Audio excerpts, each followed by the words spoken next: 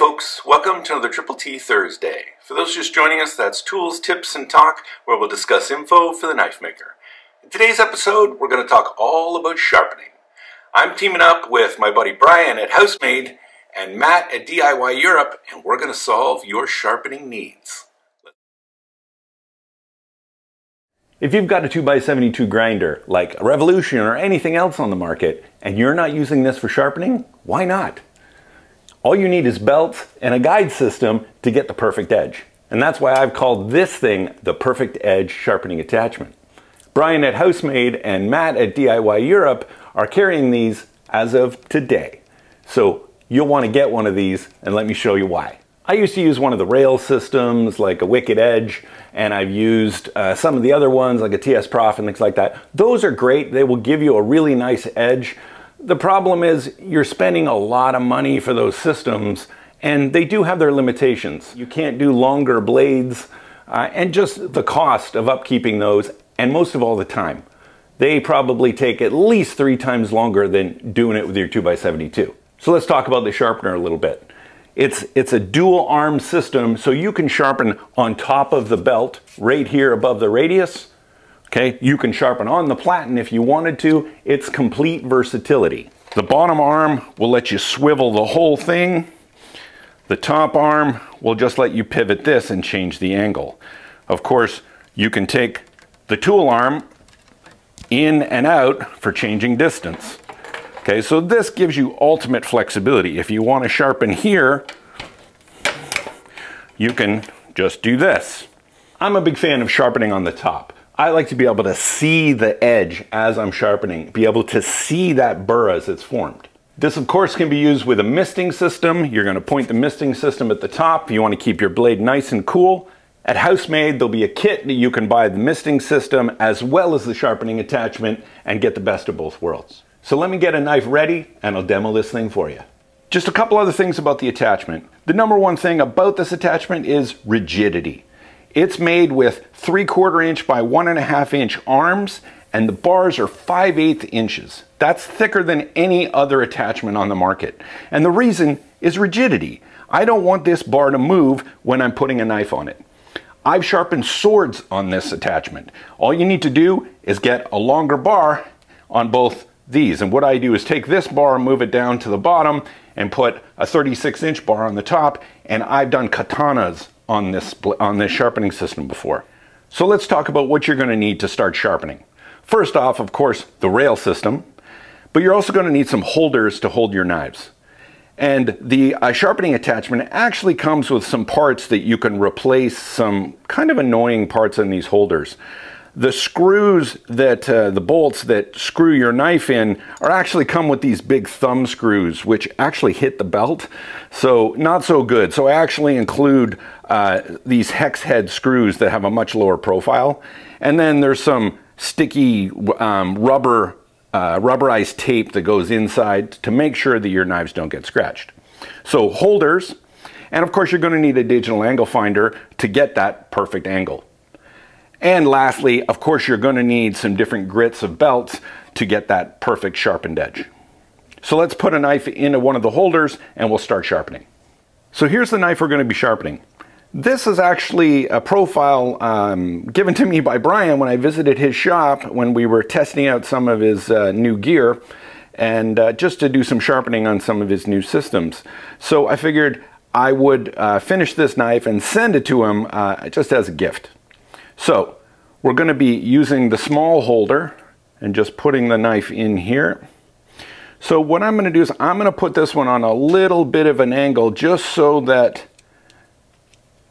the blade here to here is kind of as equidistant from here as I can. Because if you do it like this, you're going to get a slightly different angle here as you will here. But here we're just trying to normalize that. And the great thing about that rubber there, that it is just super solid and not going to move. Okay, so the first thing I like to do is usually get my distance correct. You don't want it right on the roller, okay? You want it just a little up from the wheel. Basically this little soft spot right behind the wheel, like a 1/4 inch behind the crest of the wheel is kind of where you want it.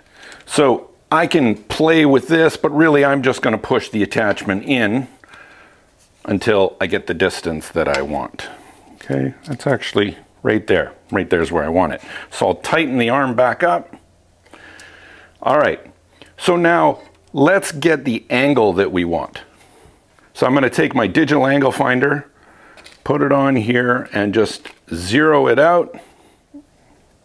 All right, we actually got lucky, and it's at 15 degrees, which is exactly what I want for this knife. So one thing to watch out for is just to make sure, especially on chef knives where you want a really low angles, make sure you're not hitting your handle, okay? Which, if I look down here, yeah, I'm not.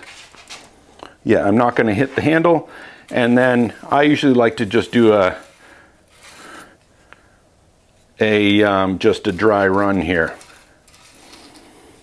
Okay, we've got our angle set. We're ready to start sharpening. I've got a 120 grit ceramic belt because I don't have any secondary bevel on this knife at all. So that's going to set our first secondary bevel. So then we're going to move up to all engineered belts. Okay, so this happens to be a Norax, but any kind like a Gator belt or anything like that, those really are the best for sharpening. So we're going to go from a 120 to a 320 to a 600 to a 1200. So let's start on this one. Now the key here is to have the belt going really slow. We don't want to be burning the edge. And this is where the misting system comes in really handy. I'm not going to be using it so you guys can see the edge, but you understand what I'm talking about.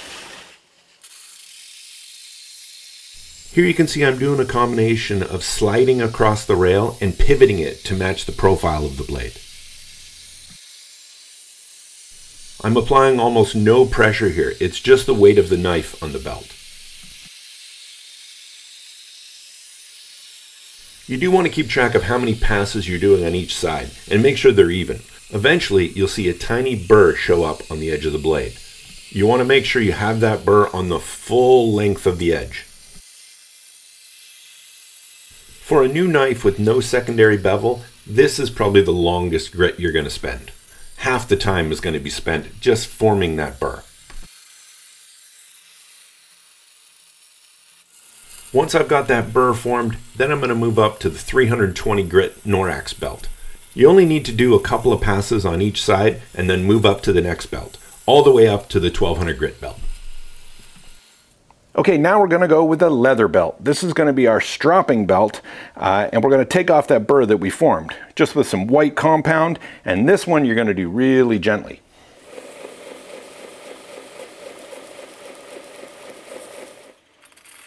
When I'm stropping, I place my finger just under the holder where it connects to the rod, just so that it's just ever so slightly at a steeper angle, because that helps me take off that burr.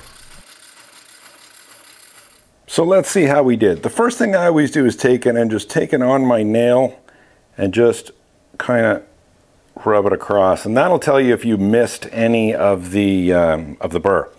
I got it all. So let's test it with the good old U-line paper. The reason I like this paper is it's super fine, very thin, probably less than half of the thickness of a regular piece of paper, so it's really good for these kind of tests.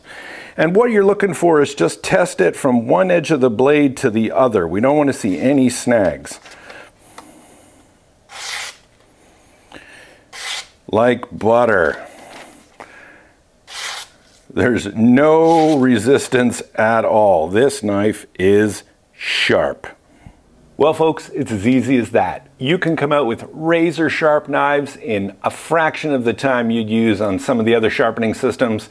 I think I sharpened that knife in just under 10 minutes. Probably would have been less if I wasn't negotiating around cameras. But really quick, really easy for a perfect edge. You can get your sharpening attachment at Housemade, link down at the bottom, or if you're in Europe, you can go to DIY Europe and get them there. Thanks, folks. We'll see you on the next one.